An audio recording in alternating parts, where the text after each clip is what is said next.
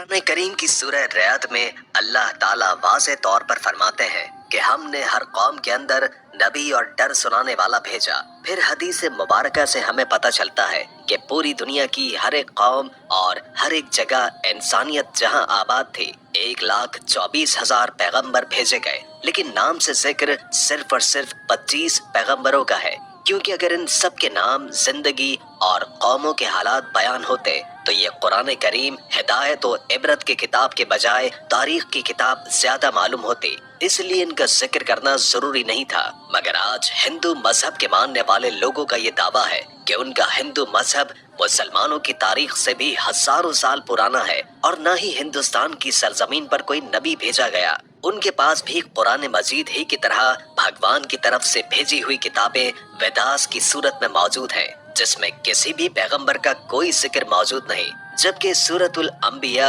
आयत 107 के अंदर अल्लाह फरमाते हैं कि हमने आपको तमाम जहानों के लिए यानी कयामत तक के इंसानों के लिए हिदायत बनाकर भेजा, जिसका मतलब है कि इसमें हिंदुस्तान की सरजमीन भी शामिल है। तो फिर हिंदू मजहब के मानने वाले इसका इनकार क्यों करते हैं? अगर उस सरजमीन पर कोई नबी वाकई ही नहीं भेजा गया तो फिर रसूल करीम सल्लल्लाहु अलैहि वसल्लम का जिक्र इन किताबों में कैसे मौजूद है? नूह अलैहिस्सलाम और उनकी कश्ती का जिक्र कैसे बयान हुआ है? हजरत ईसा अलैहिस्सलाम की वापसी का जिक्र कैसे बयान हुआ है? एक अल्लाह की इबादत का क्यों कहा गया है? अगर ये वाकई उस कौम के अंदर हिदायत के लिए आने वाले किसी नबी की तालीमात हैं, जिन्हें वक्त के साथ बिगाड़ दिया गया, तो वो कौन से पैगंबर हैं? यानी सवाल ये है कि ये हिंदू किस नबी की उम्मत है? आइए इन सवालात का जवाब तारीख से जानने की कोशिश करते हैं और ऐसे हकाइक जानते हैं जो तमाम हिंदू पंडित, स्कॉलर और तारीखदान आज तक दुनिया से छुपाते हैं।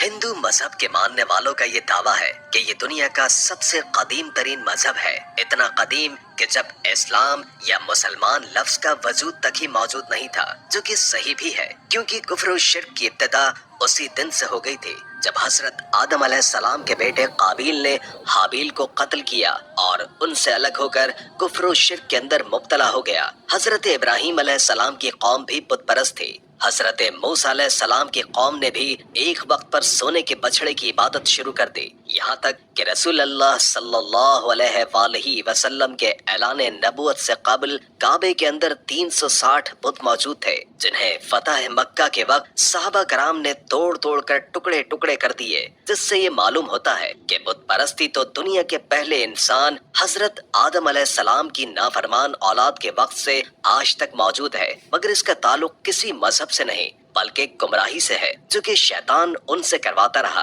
मगर जहाँ तक हिंदुस्तान की सरजमीन का ताल्लुक है तो यहाँ पर उन लोगों की हिदायत के लिए यकीनन कई पैगंबर भेजे गए, जिनकी कुछ तालीमात तो आज भी सही हालत में मौजूद है, मगर ज्यादातर को बिगाड़ कर उसी की वजह से बुत परस्ती और गुमराही शुरू हो चुकी है। क्योंकि उन किताबों में आज भी एक खुदा की इबादत का हुक्म दिया गया है। ये बताया गया है कि खुदा का कोई शरीक नहीं, वो एक है, उसकी कोई औलाद नहीं, मगर फिर भी उसकी कई मूर्तियां बनाकर उसके शरीक खुदा बनाकर उसकी पूजा होती है। और आज तक हिंदू मजहब के अंदर छोटे बड़े कई बिलियन बुत बनाए जा चुके हैं। हिंदू स्कॉलर्स का ये दावा है कि इस्लाम की शुरुआत आज से 1400 साल पहले हुई, मगर हिंदू मजहब इससे भी पहले दुनिया का पुराना तरीन मजहब है, इसलिए इस्लाम का हिंदुस्तान की सरजमीन से कोई ताल्लुक नहीं। मगर ये कम अक्ल इस बात को नहीं जानते कि दुनिया का पहला पैगंबर ही हिंदुस्तान की सरजमीन पर उतारा गया था। जी हाँ, हजरत आदम अलैहिस्सलाम को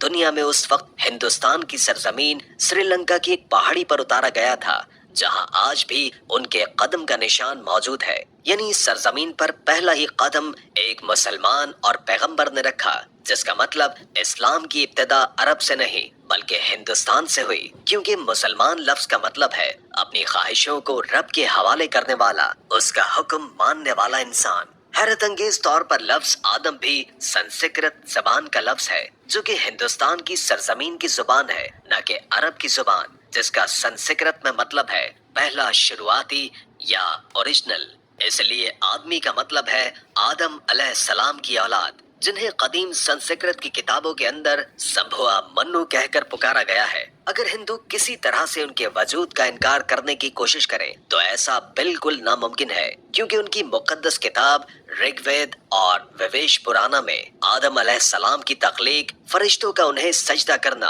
आदम अलैहिस्सलाम से हजरत हव्वा अलैहिस्सलाम की तख्लीक, शैतान का इन दोनों को बहकाकर जन्नत से निकलवाना और फिर जमीन पर उतारने का जिक्र वाज़े तौर पर मौजूद है। विवेश पुराना चैप्टर 42:7 के अंदर ये तमाम वाकयात बयान है, बिल्कुल ऐसे ही जैसे कुरान पाक की सूरह बकरा और इंजील मुकद्दस में भी मतीस पुराना में लिखा है कि खुदा ने आदम अलैहिस्सलाम के जिस्म को 2 हिस्सों में तकसीम किया, एक को संभुआ मनु यानी आदम और दूसरे को फीमेल यानी शत्रुपाका बनाया, जिन्हें मुसलमान हजरत बीबी हव्वा अलैहिस्सलाम के नाम से जानते हैं। इसका मतलब अगर इन तीनों दुनिया की सबसे बड़ी नायाब किताबों के अंदर एक जैसी चीजें मौजूद हैं, तो इनका सोर्स भी एक ही होना चाहिए, यानी एक खुदा। श्रीलंका की सरजमीन से हिंदुस्तान की सरजमीन को जोड़ने के लिए कदीम तरीन कुदरती पुल आज भी हजारों सालों से पानी के दरमियान मौजूद है, जिसका बनाना कोई इत्तेफाक नहीं है। सो इसके बाद सबसे अहम सवाल ये है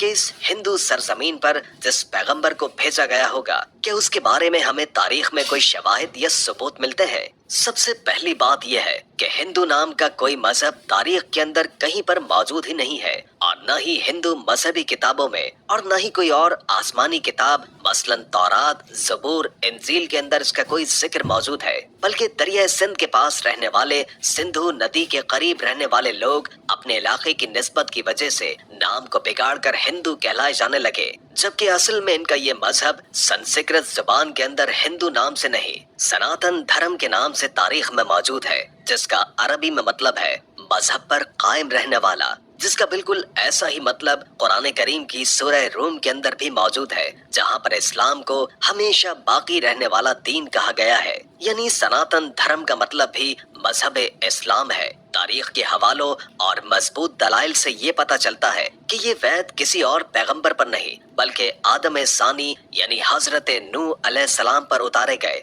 जिसमें उन्हें नूह कहा गया है। वैदों में पैगंबर और अजीम शख्सियात के लिए मनु का लफ्ज कहा गया है, यानी नूह अलैहिस्सलाम को बड़े सैलाब वाला मनु कहकर बयान किया गया है, और उनकी कश्ती से लेकर सैलाब तक का तमाम तर वाकया तफसील से मौजूद है, जैसे कि कुरान की सूरह हूद में और बुक ऑफ जेनेसिस चैप्टर 7 के अंदर भी ये बयान है। वेदों में लिखा है कि जब बड़े सैलाब के बाद दुनिया फिर से आबाद होगी तो मैं उन वेदों को नाफिज करूंगा। और भावेश पुराना चैप्टर 42:7 के अंदर नूह अलैहिस्सलाम के तूफान के बारे में बयान किया गया है, और ये भी कि उस मनु को खुदा ने कश्ती बनाकर उसके अंदर जानदारों को सवार करने का हुक्म दिया, जिसके बाद एक अजीम तूफान आया जिसने हिंदुस्तान की सरजमीन पर जिंदगी को खत्म कर दिया। लफ्ज़ नूह संस्कृत जुबान के अंदर भी मौजूद है, जिसका मतलब है कश्ती वाला, वही मतलब जो कि अरबी जुबान के अंदर है। उस दौरान ये वेदास फ्यूचर के बारे में बयान कर रही है कि कैसे एक बड़ा तूफान आने वाला है और कैसे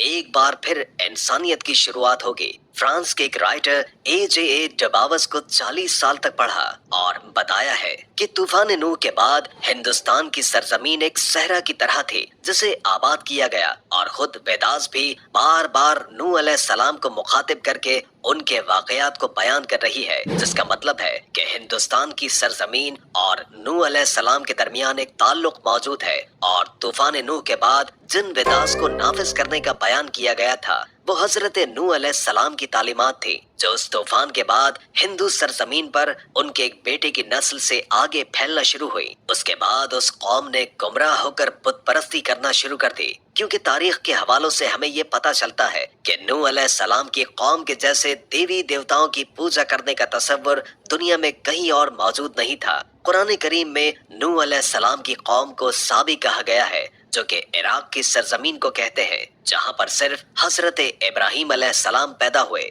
जिनकी कौम यही मुशरिक थी, जिन्होंने नूह अलैहिस्सलाम और उनके दरमियान आने वाले तमाम अंबिया की तालीमात को या तो बदल दिया था या फिर भुला दिया था और उन्हीं की पूजा करती थी। इसके अलावा ये फरिश्तों की इबादत किया करते थे, इसलिए खुदा के साथ साथ फरिश्तों की मूर्तियां भी बनाकर उन्हें भी खुदा का दर्जा देना शुरू कर दिया। बिल्कुल ऐसे ही जैसे हर बड़े काम पर अल्लाह ने फरिश्ते मुकर्रर किए हैं और वो हर बड़े काम پیغام پر اللہ کی طرف سے پابند ہیں۔ اسی طرح ان لوگوں نے ہر کام کروانے کے لیے ایک الگ الگ خدا مورتیوں کی صورت میں بنا دیا۔ یہ لوگ ستاروں اور آگ کے بھی پجاری تھے، اس لیے آج بھی ہندو قوم ستاروں کے علم کے اندر اتنا یقین رکھتی ہے اور آگ کی بھی پرستش کرتی ہے، اسے مقدس جانتی ہے۔ مگر سب سے اہم سوال یہ ہے کہ یہ سب جان کر بھی اور اپنی کتابوں کے اندر واضح طور پر ایک خدا اور پیغمبروں کی تعلیمات کو واضح طور پر دیکھ کر ہندو قوم اس کا انکار کیوں کرتی ہے؟ کیوں نہیں مانتی کہ اللہ کے وعدے کے مطابق ان کی قوم کے اندر بھی اللہ کا پیغام اتارا گیا،